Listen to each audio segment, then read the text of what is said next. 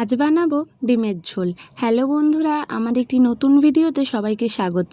তো ডিমের ঝোলের জন্য ডিম আর আলুগুলোকে ভালো করে সেদ্ধ করে নিয়েছি। তারপর কড়াইতে তেল দিয়ে হলুদ দিয়ে দেবো। তারপর একে একে ডিমগুলোকে ভেজে নেবো। হলুদটা না দিলে ডিম ভাজার সময় না ডিমগুলো কড়াইতে লেগে যায়। একে একে ডিমগুলোকে ভালো করে একটু ভেজে নিচ্ছি। তারপর আলুগুলোকেও ভেজে নেবো। আর ডিমের সাথে না আলুগুলো না ভাজলে তরকারিতে সেই কীরকম সাদা মতন হয়ে থাকে যেন আলুগুলো। তার জন্য আলুগুলোকেও হালকা একটু ভাজা করে নিলাম।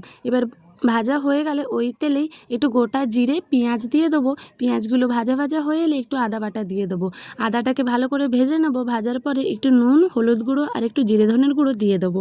দিয়ে ভালোভাবে কষিয়ে নেওয়ার পর ওই ভেজে রাখা ডিম আর আলুগুলোকে দিয়ে দেবো। দিয়ে একটু ভালো করে কষিয়ে নেবো।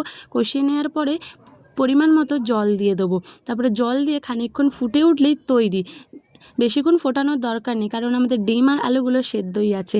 কিন্তু তরকারিটা হওয়ার পরে না আমি কোনো ভিডিও নিতে ভুলে গেছি, তার জন্য আমি ক্ষমা চেয়ে নিচ্ছি।